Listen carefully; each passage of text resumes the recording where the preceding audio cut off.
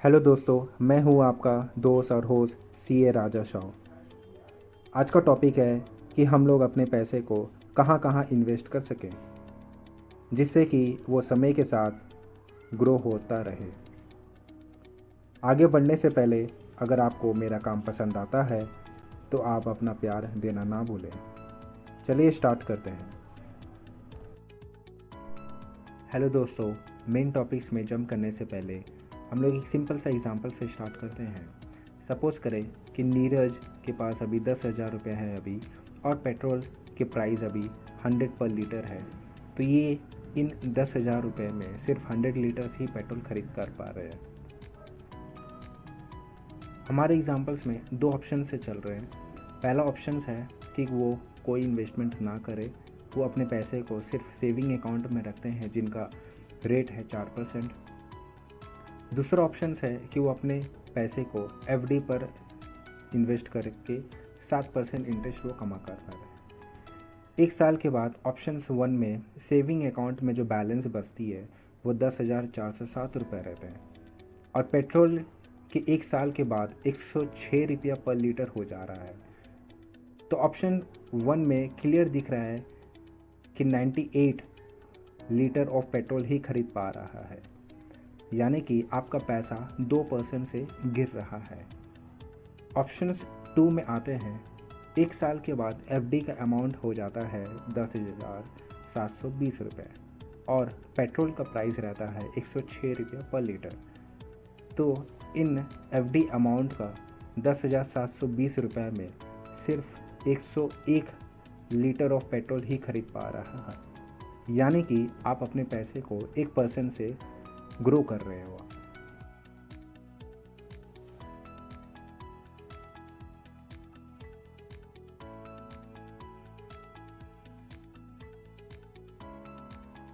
तो आप यहाँ देख पा रहे हो कि जब आपका return on investment less than inflation rate से कम हो रहता है तब आपका पैसा डिक्रीज़ होता रहेगा, और जब आपका return on investment more than inflation rate से ज़्यादा रहेगा तब आपका पैसा ग्रो करता रहेगा।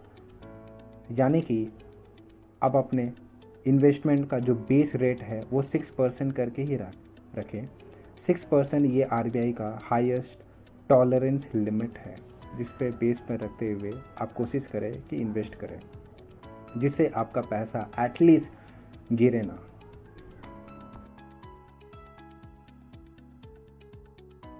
हमारा पहला इन्वेस्टमेंट ऑप्शन है फिक्स्ड डिपॉजिट्स।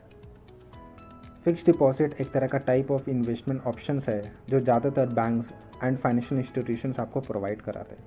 इंडिविजुअल अपने पैसे को कुछ समय के लिए यहाँ पर डिपॉजिट्स करते हैं जिन पर आपको फिक्स्ड इंटरेस्ट रेट मिलता है। इन डिपॉजिट पर आप कभी भी विड्रॉ नहीं कर सकते हैं जब तक मैच्योरिटी डेट ना आ जाए। टेनर ज़्यादातर 1 साल, 5 साल, 10 साल करके फिक्स रहता है, डिपेंडिंग आप कहाँ पर इन्वेस्ट कर रहे हो।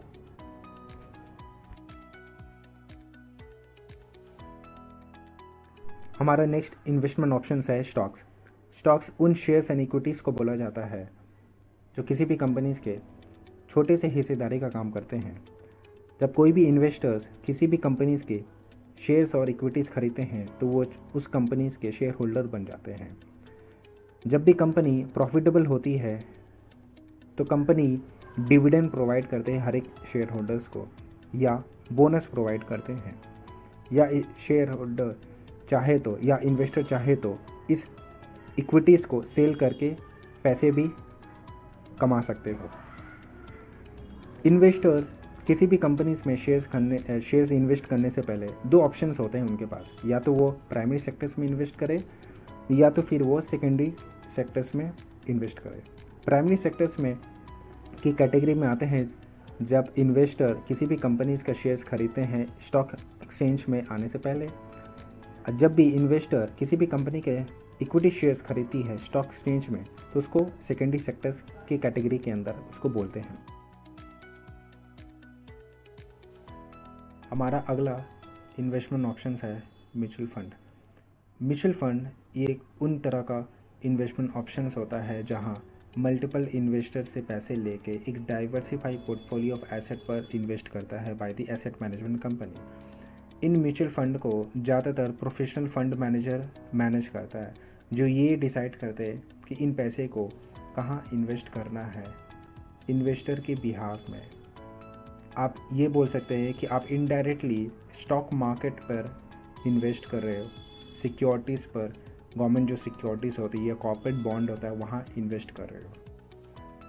म्यूचुअल फंड का price once in a day decide होता है after the market close. Exchange traded fund are the investment fund जिससे आप लोग बाई सेल करते हो स्टॉक एक्सचेंज में। जैसे कि आपका इंडिविजुअल स्टॉक्स होता है किसी भी कंपनीज़ का, आप लोग बाई सेल करते हो स्टॉक एक्सचेंज के थ्रू। इसी तरह ETF को भी आप लोग स्टॉक एक्सचेंज में आप लोग बाई सेल कर सकते हो। The only difference is that from the individual stock कि ये एक्चुअली स्पेसिफिक मार्केट इंडेक्स को रिप्रेजेंट करती है। ETF इतना ज़्यादा फेमस इसलिए है क्योंकि इसको आप लोग थ्रू आउट द डे आप लोग इसको कभी भी बाई सेल कर सकते हो। इनमें जो फीस है काफ़ी मात्रा में कम है, टैक्स में छूट है काफ़ी तरह का। Real estate is a physical property होता है लाइक लैंड एंड बिल्डिंग और अदर स्ट्रक्चर्स। ये एक तरह का टेंजिबल एसेट्स होता है जिसको हम लोग बाई सेल या रेंट में देते हैं। ज़्यादातर जो इन्वेस्टर्स होते हैं ये लोग लॉन्ग टर्म में होल्ड करते हैं, फिर जाके उसको सोल्ड कर देते हैं। Bond is a physical instrument होता है जो किसी भी लोन को रिप्रेजेंट करता है जब कोई इन्वेस्टर बोरोवर को देता है। बोरोवर कोई भी हो सकता है, चाहे वो गवर्नमेंट हो सकता है या प्राइवेट प्लेयर भी हो सकता है या म्यूनसिपलिटीज़ भी हो सकता है, जिसे ये कैपिटल चाहिए। ये लोग फिर बॉन्ड इशू करती है इन्वेस्टर को। इन्वेस्टर क्या करती है कि बॉन्ड को होल्ड करके इंटरेस्ट रिसीव करती है on the bond principal. Typically ये जो पेमेंट होती है इंटरेस्ट का वो प्री डिटरमाइंड शेड्यूल के हिसाब से दिया जाता है इन्वेस्टर को। क्रिप्टो करेंसी एक तरह का डिजिटल और वर्चुअल करेंसीज होता है जिसे क्रिप्टोग्राफी के थ्रू इसको सिक्योर, वेरीफाई और कंट्रोल किया जाता है। क्रिप्टो करेंसी एक तरह का डिसेंट्रलाइज होता है, मतलब इसमें कोई भी गवर्नमेंट या फाइनेंशियल इंस्टीट्यूशन इसको कंट्रोल नहीं करती। इसको एक जगह से कंट्रोल नहीं किया जाता, इसको मल्टीपल जगह से कंट्रोल किया जाता है। काफ़ी इन्वेस्टर इनमें इन्वेस्ट करते हैं। इंडेक्स फंड एक तरह का स्पेशलाइज म्यूचुअल फंड होता है, जैसे कि द सेम स्टॉक्स को आप लोग बाई करते हो पर्टिकुलर मार्केट इंडेक्स के ऊपर। मार्केट इंडेक्स एक तरह का हाइपोथेटिकल पोर्टफोलियोज होता है जिसके अंदर स्टॉक्स एंड सिक्योरिटीज़ दोनों रिप्रेजेंट करती है एक पर्टिकुलर सेक्शंस ऑफ मार्केट के ऊपर। At the end of the day index fund का जो प्राइस होता है वो अनाउंस किया जाता है, नॉट लाइक द ETF जो थ्रू आउट द डे होता है। सॉवरेन गोल्ड बॉन्ड जो एक RBI इशू करती है सेंटर के बिहाफ में as an alternative to buying a physical gold, यानी कि आपको फिजिकल गोल्ड लेने की आवश्यकता नहीं है, आप सॉवरेन गोल्ड बॉन्ड से भी आप अपना रिटर्न कमा सकते हो। RBI इन बॉन्ड का नॉमिनल वैल्यू जो सेट करती है वो एक्चुअली क्लोजिंग सब्सक्रिप्शन का जो क्लोजिंग पीरियड होता है उनका जो लास्ट वीक है, लास्ट वीक के लास्ट 3 वर्किंग डेज का एवरेज लिया जाता है, वो रिप्रेजेंट करता है आपका इस बॉन्ड का नॉमिनल वैल्यू। स्टार्टअप्स एक न्यूली स्टैब्लिश कंपनीज है जिनका जो बिजनेस बेस है वो किसी इनोवेटिव आइडियाज़ के ऊपर है, एंटरप्रेन्योर स्पिरिट है या डिज़ायर रखता है किसी भी मार्केट या बिजनेस को डिस्टर्ब करने के लिए। किसी भी इन्वेस्टर को अगर इन स्टार्टअप या बोल सकते हैं इन सीड फंडिंग स्टार्टअप पर इन्वेस्ट करने के लिए एक ऑनलाइन प्लेटफॉर्म आया है जैसे कि टैकी इन्वेस्ट और इन्फो बिज बोल के एक ऑनलाइन प्लेटफॉर्म है जिसके द्वारा कोई भी छोटे जो इन्वेस्टर्स हैं इन सीड फंडिंग स्टार्टअप्स पर इन्वेस्ट कर सकते हैं। मिनिमम 5,000 10,000 के थ्रू आप लोग इन सभी स्टार्टअप के ऊपर इन्वेस्ट कर सकते हो। रीट या बोले रियल एस्टेट इन्वेस्टमेंट ट्रस्ट, ये एक तरह का इन्वेस्टमेंट व्हीकल्स होता है जो एक इंडिविजुअल को अलग ऑप्शन देता है कि आप लोग रियल एस्टेट एसेट के ऊपर इनडायरेक्टली इन्वेस्ट कर सकते हो without actually owning physical properties.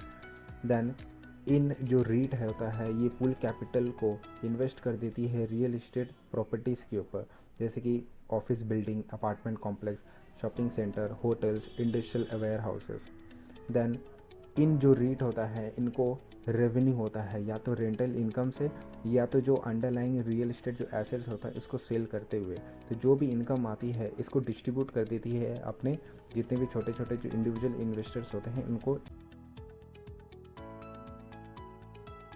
Invade या इंफ्रास्ट्रक्चर इन्वेस्टमेंट ट्रस्ट, ये एक तरह का इन्वेस्टमेंट व्हीकल्स होता है जो एक इंडिविजुअल्स को इनडायरेक्टली इन्वेस्ट करने का मौका मिलता है एक इंफ्रास्ट्रक्चर एसेट के ऊपर, जैसे कि रोड्स होता है, ब्रिजेस हो, पावर प्लांट होता है, एयरपोर्ट होता है। इनविट भी उसी तरह काम करती है जिस तरह रीट काम करती है।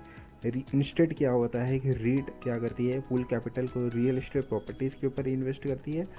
यहाँ इनविट में क्या होता है कि ये लोग इंफ्रास्ट्रक्चर एसेट के ऊपर इन्वेस्ट करती है, जिसके थ्रू इन लोगों को इनकम जनरेट होता है, या तो टोल के थ्रू मिलता है, या तो फीस के थ्रू मिलता है, या अदर सोर्स के थ्रू मिलता है, जिसके द्वारा इन लोग डिस्ट्रीब्यूट करते हैं अपने इन्वेस्टर पे। ULIP stands for unit link insurance plan. ये एक तरह का टाइप्स ऑफ इंश्योरेंस प्रोडक्ट होता है जिसके अंदर इन्वेस्टमेंट प्लस इंश्योरेंस कंपोनेंट दोनों छुपा हुआ रहता है। यूलिप ज़्यादातर इंश्योरेंस कंपनी लोग प्रोवाइड करती है और ये इनडायरेक्टली इन्वेस्टर्स को मौका मिलती है कि ये लोग इन्वेस्ट कर सके वैराइटीज़ ऑफ फंड में, जैसे इक्विटी, डेब्ट, बैलेंस फंड। साइमल्टेनियसली आपको लाइफ इंश्योरेंस कवरेज भी मिलता है इसके अंदर, मतलब आपको डबल बेनिफिट मिलता है एक सिंगल प्लान के अंदर, इंश्योरेंस प्लस इन्वेस्टमेंट। और भी इन्वेस्टमेंट ऑप्शंस होते हैं, जैसे कि प्रोविडेंट फंड होते हैं, जो काफ़ी इन्वेस्टर लोग प्रोविडेंट फंड में भी इन्वेस्ट करते हैं मंथली बेसिस पर। सेकंड है हमारे कैटेगरी में सुकन्या समृद्धि अकाउंट होता है। ये ज़्यादातर जो छोटी बच्चियां लोग होती हैं उन लोगों के लिए होता है, जिन पर आप लोग को साल तक आपको जमा करना पड़ता है, उसके बाद 21 साल के बाद उसको आप पैसा उठा सकते हो, विड्रॉ कर सकते हो। सर्टिफिकेट ऑफ डिपॉजिट, ये भी सिमिलर हम लोग बोल सकते हैं एफडी की तरह ही होती है, जो ज़्यादातर बैंक इशू करती है। ट्रेजरी जो बिल होती है ये ज़्यादातर गवर्नमेंट इशू करती है मल्टीपल टाइम्स पर, जिससे आप लोग इन्वेस्ट करते हुए आप लोग अच्छा मुनाफा कमा सकते हो। ब्लू चिप स्टॉक्स एक तरह का हाईली क्वालिफाइड जो कंपनीज होती हैं उन सभी स्टॉक्स को हम लोग ब्लू चिप स्टॉक्स का नाम बोलते हैं। फॉरेक्स हम लोग इन्वेस्टमेंट ऑप्शंस तो नहीं बोल सकते हैं, बट यस काफ़ी लोग इन्वेस्टर लोग इन पर इन्वेस्टमेंट ऑप्शन की तरह यूज़ करते हैं, जो जैसे कि फॉरेन एक्सचेंज को होल्ड करना होता है, करेंसी को होल्ड करके उसको लॉन्ग टर्म में फिर उसको सेल कर देना होता है, तो ये फॉरेक्स का एक पार्ट है हम लोग बोल सकते हैं। हेज फंड होता है जो ज़्यादातर व्यापारी लोग यूज़ करते हैं, जो बिजनेसमैन होते हैं वो लोग यूज़ करते हैं, बिकॉज उन लोगों का जो ट्रेड होता है वो इंटरनेशनली होता है, तो उन सभी फॉरेन एक्सचेंज को जो फ्लक्चुएशंस होता है उन सभी रिस्क को बचाने के लिए ही हेज फंड का यूज़ करते हैं। इसी तरह का फीचर्स एंड ऑप्शंस भी इसी तरह पर काम करती है। हाई यील्ड सेविंग अकाउंट, या हम लोग बोल सकते हैं सीनियर सिटीजन सेविंग अकाउंट, जो अभी नाउ डेज़ हम लोग देख रहे हैं कि बैंक्स लोग आपको 8%, 8.5% का इंटरेस्ट रेट आपको दे रही है। अभी तक मैंने जितनी भी इन्वेस्टमेंट ऑप्शंस आप लोगों को बताई है, काफ़ी मल्टीपल अलग अलग तरह के इन्वेस्टर्स होते हैं जो इन सभी इन्वेस्टमेंट ऑप्शंस में से किसी भी जगह इन्वेस्टमेंट करके आप अपना रिटर्न को बढ़ा सकते हो, ग्रो कर सकते हो अपने पैसे को।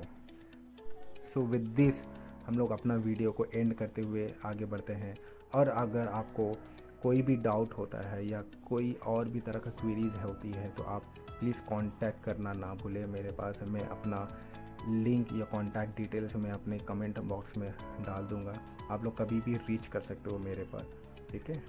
चलिए, थैंक यू। अगर आपको मेरा वीडियो पसंद आया तो आप अपना प्यार देना ना भूलें, सब्सक्राइब करेंगे तो और भी अच्छा रहेगा मेरे। Thank you.